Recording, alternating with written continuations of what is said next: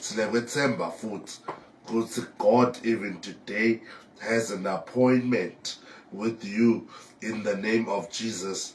Siyakholwa egameni laJesu Kristu because there is something God has prepared for you in his word in the name of Jesus. There's going to be a mighty move today. There's going to be something divine that will happen in your life in the name of Jesus.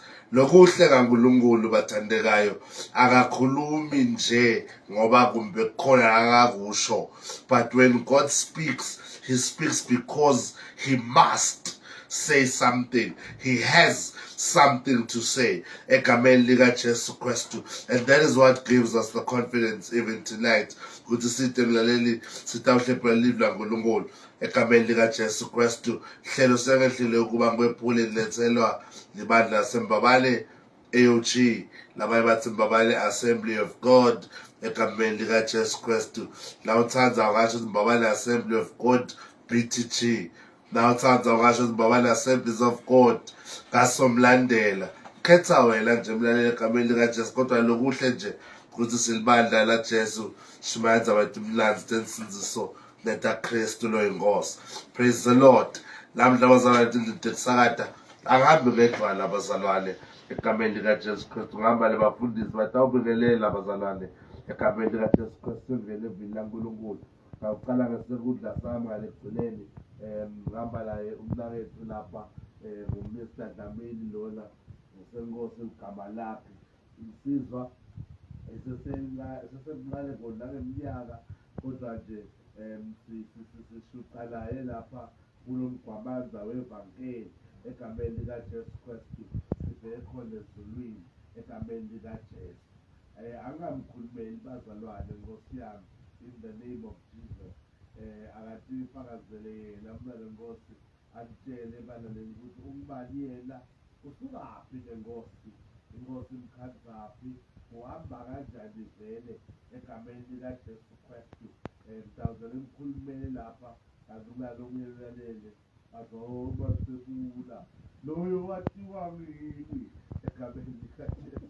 Manje fakazi kulawo nje bazwayo lokuthi ufakazi, the power in testimony is that you stand and you declare what Jesus is doing in your life, what Jesus has done in your life in the name of Jesus. Mntanenkosi siyamemukela egameni likaJesu Kristu. Siyabonga lokuthi uhlale khona unathi ngento kumlaleli akakwazi namhla they get to see you egameni likaJesu. Live bazalwane kaFacebook nanifuna kuyibukela le video ikhona. Mbabane Assembly of God. Cela nishaye ngemahathi bazalwane, nishaye ngema-like lapha epejini lelisodwa Mbabane Assembly of God. Saba mnanzi kithi kwathi nje ukuthi bazalwane bayasibukela kusivisa sempilweni yethu egameni likaJesu. Namuhla kumntwana Nkosi umele phasi inzambo wehlakala emva kwekhamera bazalwane kuze lani nitambona. Nkosi acela babe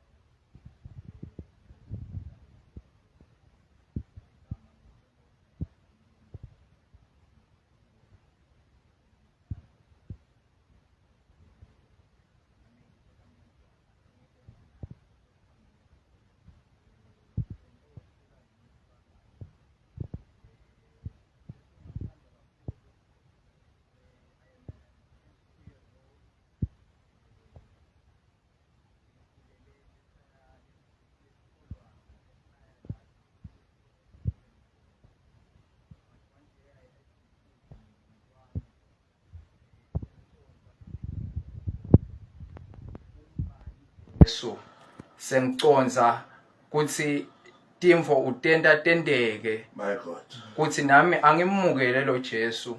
Ngimukela Jesu kushumayela make bhanda eMbabane. Uthi kumukela Jesu kufaka inhlanhla ekhaya. That is what pushed me the most, ukuthi yathi nami ekhaya ngiyafuna inhlanhla ingene nangami. Ngimukela Jesu. I am very young, as much as I am young even now. I have been in this journey with Christ. Wow. I have seen Christ. I am glad to say that because I have seen Christ. That is what has kept me in Him till today. I am also known lama streets ebhola, but there is one thing they know for sure too, ukuthi when church calls, when Christ calls, I answer there first before football comes. Kuhamba na Jesu kumnanzi. Jesus. Uthi na uhlangana netinvo kulukhuni wathi ukuthi ukhona uNkulunkulu. Kuvuka umhlabeleli lothi ngiyazi inkosi izoyilungisa indlela ya ami, yonke indlela uyayilungisa. Nawu la kuye kunemavi nje lengicela ukuwasharisha nemlalelo ekhaya lasencwadzini ya 2 Thessalonians 3 verse 16. Sure. Athi, now may the Lord himself, the Lord of peace, pour into you his peace in every circumstance and in every possible way. The Lord's tangible presence be with you all. Sure. Ngiconza ukuthi uNkulunkulu wekuthula konke. Sure. Kuthi noma ungahlangana nani la ngaphandle usahamba, kunaNkulunkulu wekuthula longakusida. Sure. Kuphinze kube nemavi la kuMatthew 11 verse 20 lathi, I weary, carrying a heavy burden, come to me, I will refresh your life, for I am your oasis. Wow. I-oasis ngekuconza kwami mandi lo wathola ehlane la kude lutho khona. Ngiconza ukuthi nasahamba la emhlabeni kunetimvo lesihlangana nato ngulelihlane lethu. Kodwa buya Kristu lo kuphila kwakho lo mandi lahamba njalo. Lothi na wanatha njalo ubuya ube musha. Ngiyavuseleleka nje malanga onke ngaJesu. Kunengi lokuhlede enhlitweni yami. Kofa yinye imvo lengiyifisako usilomunye babe embabane wakashabangu kusinangihamba kulomhlaba ngikhahleleke ngiyezulwini. Nami sifiso sami leso ukuthi senkwende konke angimane ngisebenzele ukuthi nangihamba kulomhlaba ngikhahleleke ezulwini. Praise the Lord. Hallelujah. Jesus. Siyabonga Nkosi. Hey, nazi mfakazi wetinsizwa letincane man egameni lika Jesu. Insizwa Nkosi yami egameni lika Jesu. Uyiva lo befakaza ukuthi insizwa letinemandla kanjalo iBhayibheli. Praise the Lord.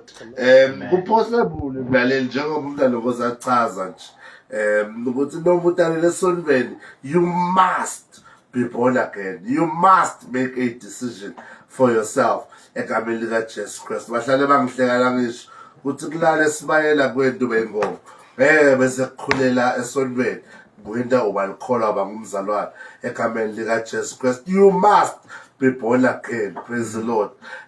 Mfundisi siyabonga baba egameni lika Jesu Christ. Thank God that you are here. Bathandekayo umpostoli namhla akekho egameni lika Jesu Christ. Bathimba uNkulunkulu lalikhona abazalwane besitawo ukudla egameni lika Jesu Christ. Bazamalibume sibili bazalwane ukhona egameni lika Jesu Christ.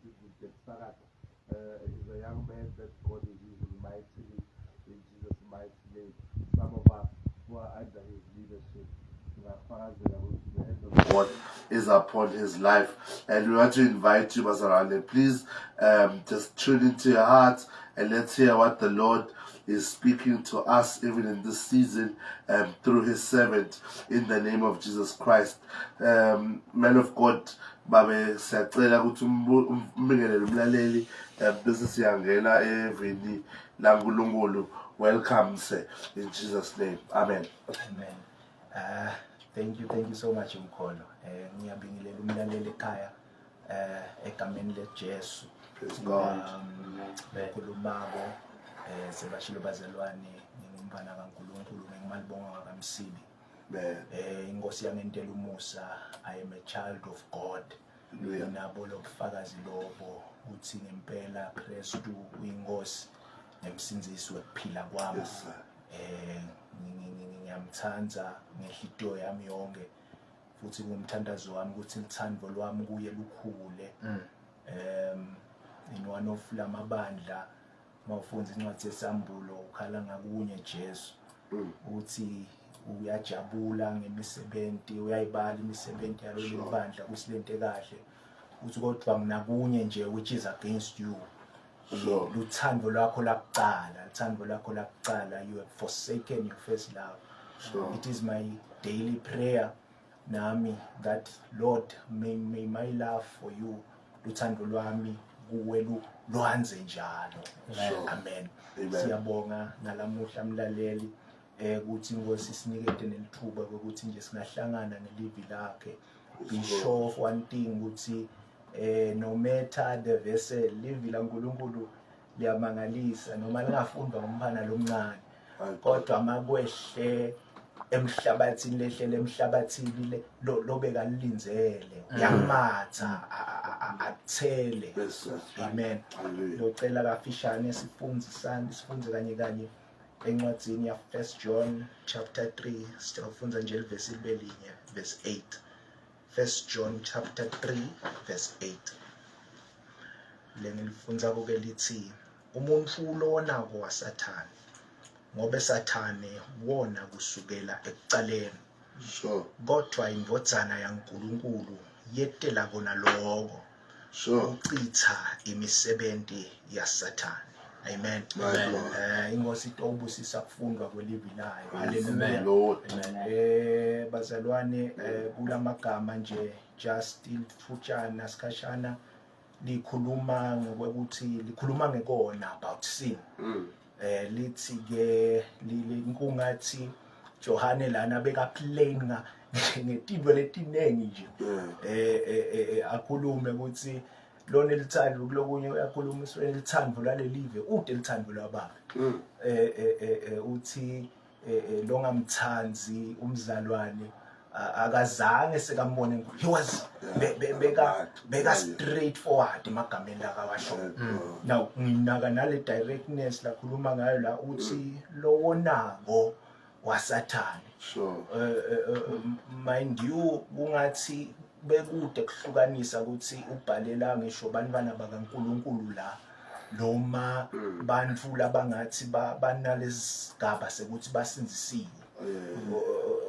Kungathi uyacacisa ukuthi kulento yalakhaya ezulwini lambusweni akuhlukane ngekuthi ngisekelwe ukuthi ngiyakufakaza ukuthi ngumbana kaNkulunkulu ngisinzisiwe. Umfana kaNkulunkulu ngiyakholwa but it's on lokwekuthi are you kuye Kristu noma awukho kuye. Uthi ke umuntu lona waSathane noma ngabe I'm professing that I'm a child of God. But if the sin in me kukhulumela kona ukuthi I belong to the devil.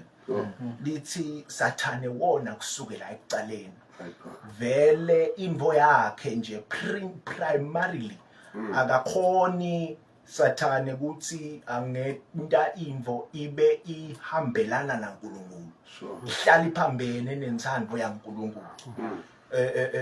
He is a liar njengoba lisho livi kulesinye isigaba ukuthi he is a liar from the beginning kusukela ekuqaleni kwemhlaba vele beka ngumcambi manje. Hallelujah. Lithi ke libeka lelivi ukuthi sono wasona lesono even if kulokunye singabonakala enjoyeka even if kulokunye sono singabonakala sichayisa simnanzi but kunalelwati lengcingwana ukuthi leso sono savela singuye initiator waso ngiSathane lithi bekona kusukela ekuqaleni. So even true bantfu Sathane shothi uyakhona kwenta imisebenzi yakhe ente true bona but bona bangaboni ukuthi in fact sitha sizama kwenta lokuphambene naNkulunkulu true bona. Hallelujah.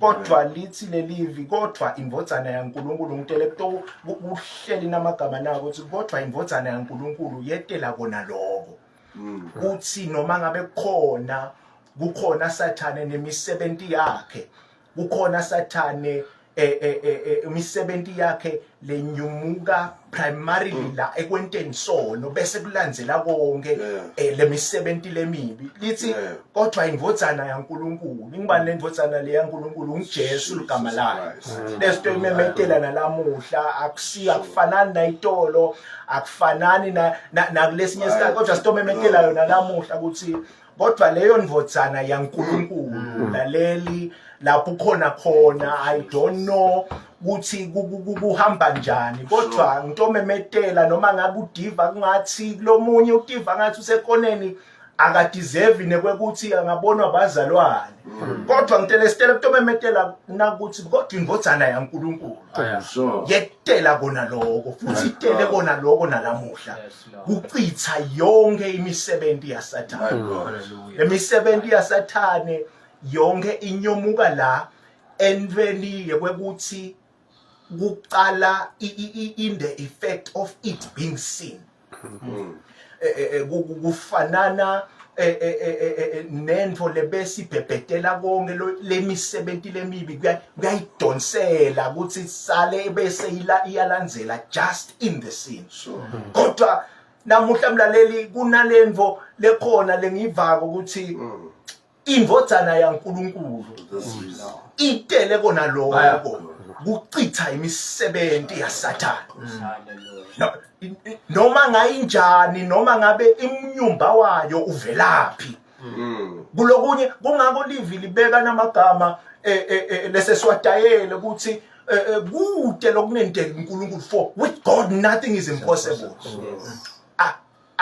ayilimiteke tintweni etimangalisweni kuphela bazalwane kodwa even nakunayo info lebonakala ngathi sici lesikhulu kuwe phambi kwaNkulunkulu God is able ukuthi akususe lokho completely and immediately right now because indvodzana yaNkulunkulu yetela kona lokho uthi Jesu sekatohamba kuyangimangalisa sekatofa sekatobethelwa uthi ebekuya ngami ngabe lo mzuzu lona ngiwuthandazela ukuthi aphele kodwa angeke ngikhone ngoba vele ngetela wona lo mzuzu lo yini umzuzu ukuthi ngifele bonke abantu ngekufa kwakhe lithi livi he died wabethelwa esiphambaneni base umngcwaba waye emathunjini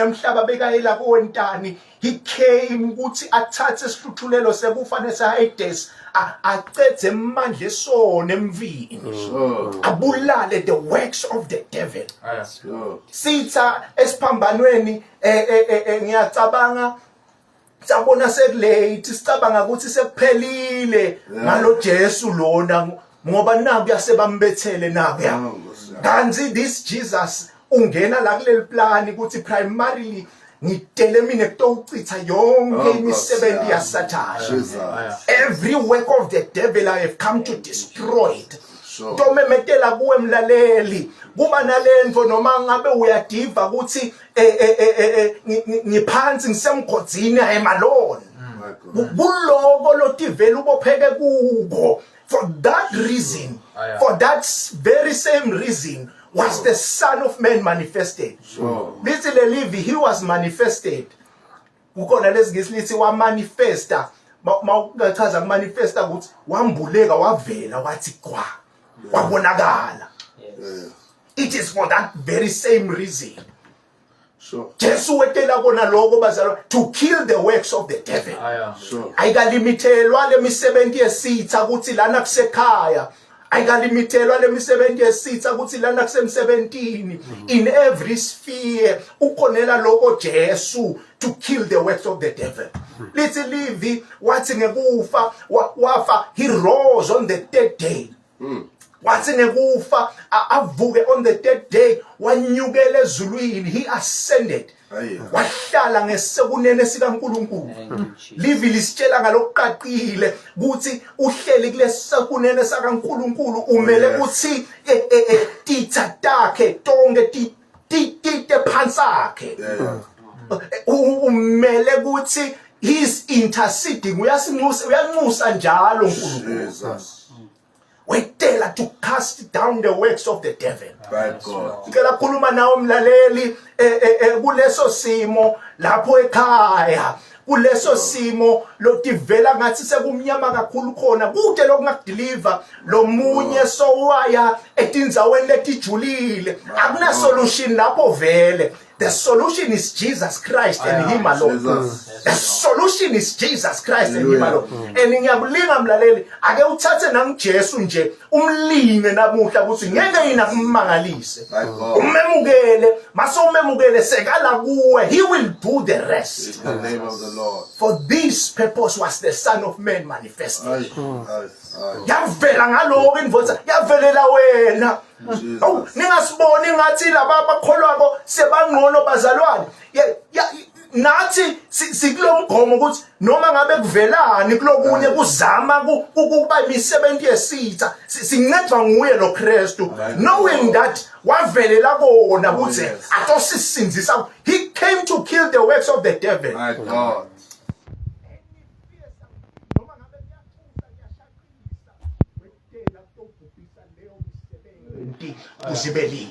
Ukona Jesu nalamuhla sathandaza don't let umsakato uve ngathi ready yakulimita. The power of God is there. We will pray with you. Yes. Hallelujah. Praise the Lord. Mlaleli indvodzana yemundu, the Son of God, for this very reason was made manifest. What a word in the name of Jesus Christ. Ngathi niyabona ukuthi la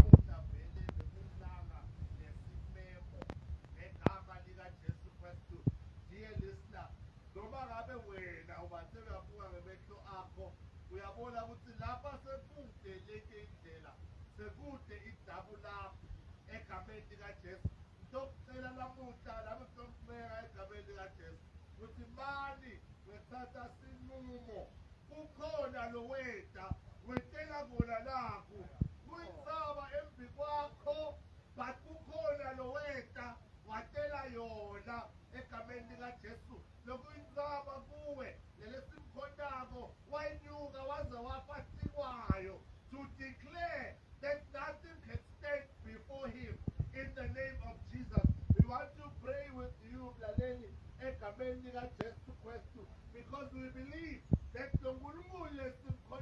the Son of God, he came to earth to destroy the works of the enemy.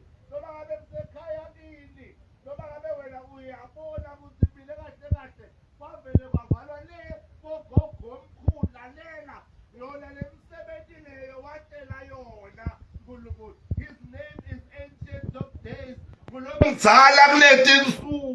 Noma ngabe wena ungene emndenini kude lokwenda wena wakhanda sekunje lelesto mmebethela namuhla uyakhona kungena emlandweni wakhaya kini ahambe ayolungisa bona lokhu lakadela egameni likaJesu kucikisa imisebenzi yesitha usathane ngegama likaJesu. Ngicela mina ngithandaza nawe bamba iwayilesi yakho if you are looking for a change in your life. Nakabe kukhona lobhekene nako lokungazi ukuthi ikhulile iminyaka neminyaka ngenteka futhi nawe sonemlando sobonile kutsonge lakhaya ngazi ukuthi sifa ndzawonye ngathi sonke lakhaya sidushwa yinto yinye ngenteka sokhalile wathandazelwa udocela namuhla egameni laJesu Kristu, the Son of God. Bona lo wetela bona lobo ungakhobosi ungacabanga ukuthi lokuhluleke wena akahluleka naye. It's like I see Jesus accepting the challenge today. Kuwe kukhulu uthi yena ngatela bona lobo be it unto me egameni likaJesu. Sesitawuthandaza asithathe khona kwakho lekwethu egameni likaJesu. Sitawuthandaza la studio. We are going to pray. The power of the living God will flow right there where you are. In the name of Jesus. Father, in Jesus' mighty name, we decree and we declare right now, standing on the promises of your word. Ngegama likaJesu Kristu waseNazaretha, liqinisile livwi lakho ngegama likaJesu. Watela bona lowo wena Jesu kutotisa ubhubhise imisebenzi yaSathane ngegama likaJesu. Langumlaleli uNkulunkulu limlethe embi wakho Egama likaJesu. Yelula ingalo yakho Nkulunkulu. Show unto him and her the power and the greatness that is in the name of Jesus. Babe, siyakwethemba wena sikubonile. Namanje sithandaza ngoba siyazi ukuthi kona lokho is the reason you came. In the name of Jesus Christ. Labaye bahlushwa ngemadimoni, labaye banemaphupho lamabi, labaye bacabanga ukubulala. Some have given up. Some have thrown in the towel. But we know for this very reason, my God, Jesus, you were made manifest. Raise up, oh God, in this season and time, in Jesus' mighty name, ingalo yakho yemandla, ulwe netitha tebantwana bakho, umlaleli loku manje asilalele, sesidedele amandla sezulwini, ngegama likaJesu Kristu, to destroy every work of the enemy, every plan of the enemy. Noma ngabe kulisu, noma ngabe isizungu, noma ngabe yiplani yalomubi, ngegama likaJesu Kristu, sithi uJesu lotawugcina, ngegama likaJesu. We pray, Lord God, do this for the believer. Egameni likaJesu, wendele duniswa, kwegama lakho Jesu Kristu, wendele kubongwa, nekuphakanyiswa, nekukhazimliswa kwakho wena Jesu. Ngoba vele watela bona lo. This is the reason that you came. And indeed you conquered.